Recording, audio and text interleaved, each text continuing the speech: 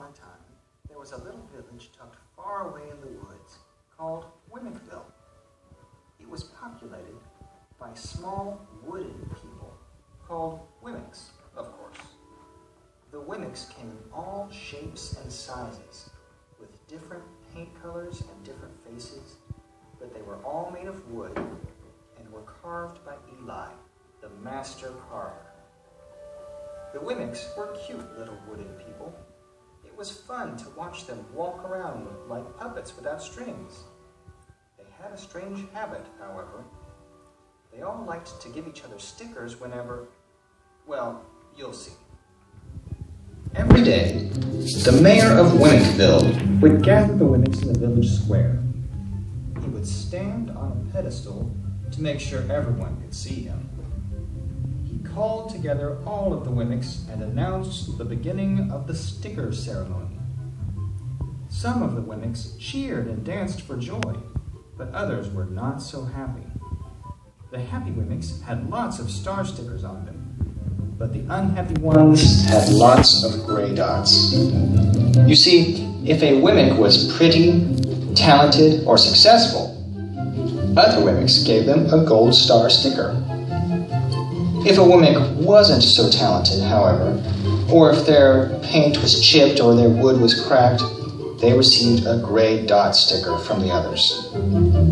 The Wemmicks with star stickers gathered around the center of town, while the ones with gray dots slowly slinked away. All except for one, that is. One of the gray dot Wemmicks stayed on the edge of the circle, watching what would happen next. One of the star Wemmicks stepped to the center of the circle, flexing his muscles. He struck a few poses and impressed the crowd. Woo! Then he called for his weights. Two Wemmicks hurried away and returned a few moments later carrying a large dumbbell with heavy weights. Both of them struggled to carry it, huffing, puffing, and wheezing with every slow step. They finally reached the muscly Wemmick and plopped down the weights. He laughed and teased the feeble Wemmicks who had struggled with his weights. Then he warmed up his arms and legs. He reached down and picked up the weights with ease. Then he began pumping them in the air, showing off a little. All the Wemmicks clapped and cheered, and the mayor put a star on it. As he stepped out of the way, two Wemmicks walked into the center. They reached into their pockets and pulled out handfuls of gold coins. Everyone gasped with wide eyes. They were rich. The rich Wemmicks wanted to show everyone how rich and how generous they were. The mayor quickly gave each of them a star sticker. Next came the dancing Wemmicks. They danced into the center of the circle and wowed the crowd with their moves. They also had spinner toys that they skillfully twirled, and the others watched in admiration and envy. They had the best toys in Wemmickville, and they loved to show them off. They finished their dance and bowed to clapping as the mayor gave each one a star sticker. Then the Wemmicks cleared the way for the singing Wemmick. She sang a pretty little song which delighted everyone.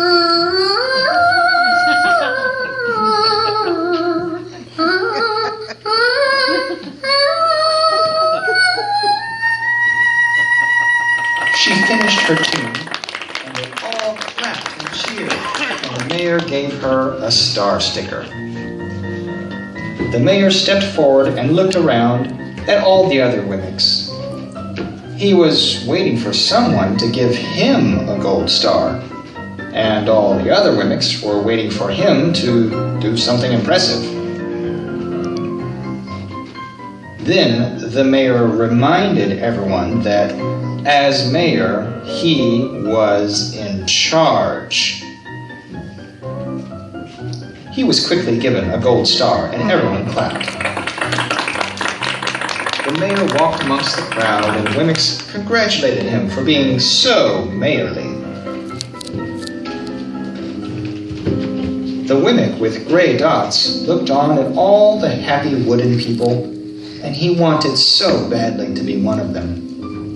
He quietly slipped into the crowd and grabbed hold of the heavy weights. He tried with all of his might to lift them up, straining, huffing, and puffing, but it was no use. Other Wemmicks started to notice, and they all laughed and called out his name. Punchinello! Punchinello grew tired and realized he wasn't strong enough to lift the weight. Then Punchinello had an idea. He reached into his pockets, searching for money. But all he pulled out was one single solitary coin. The other Wemmicks laughed even harder. Not only was he weak, he was poor. Punchinello picked up one of the toys and tried dancing around to make it spin, but it was a disaster.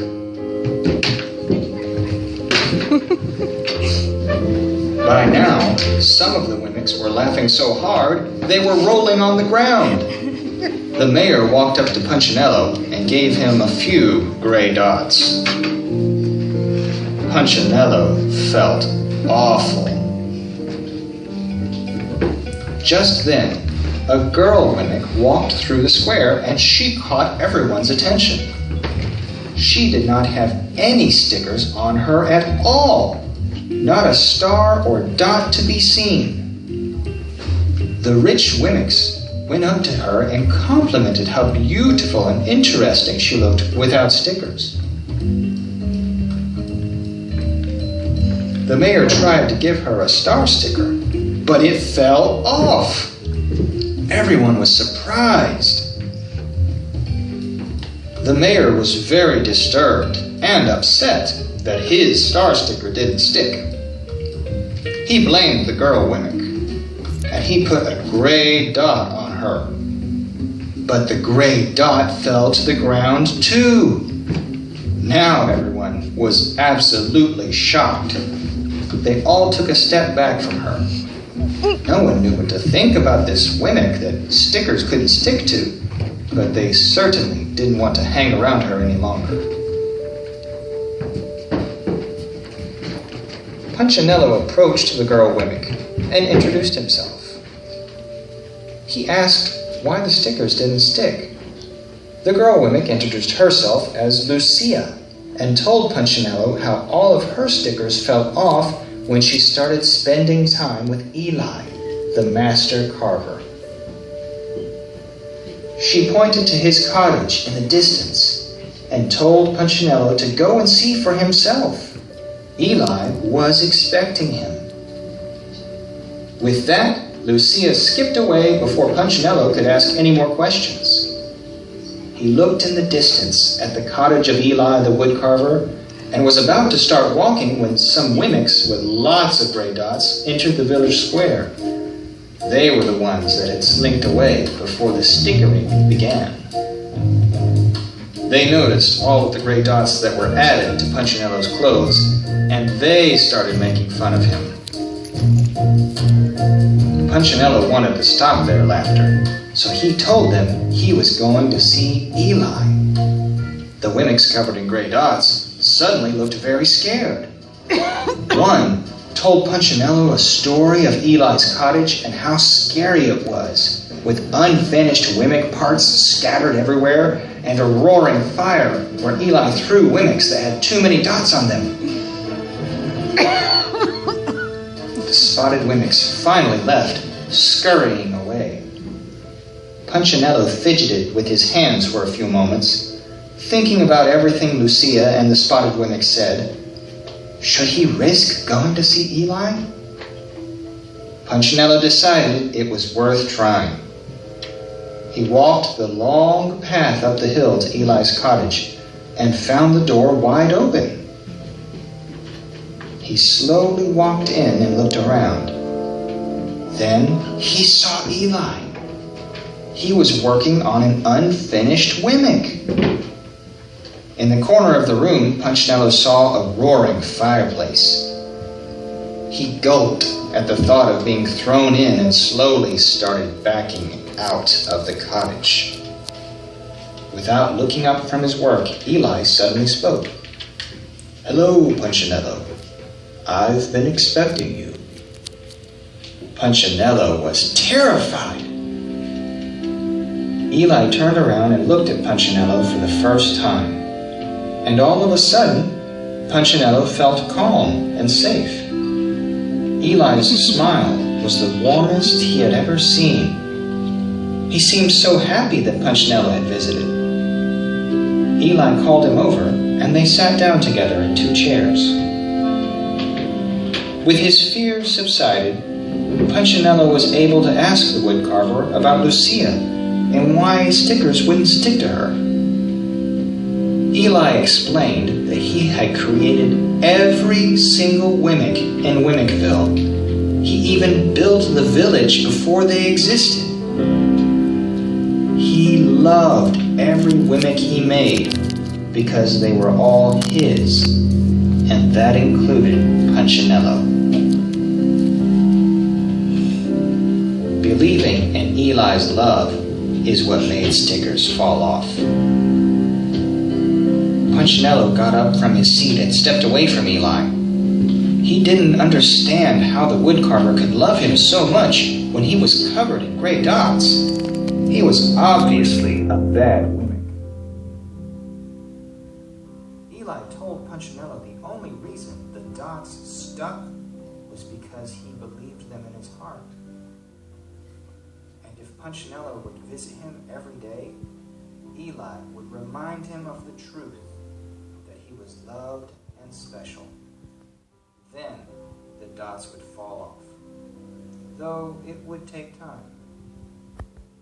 Punchinello smiled at the idea of being free from stickers, but deep down he wondered if it could be true.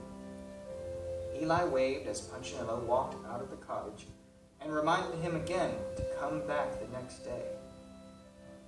Punchinello nodded and stepped out onto the path.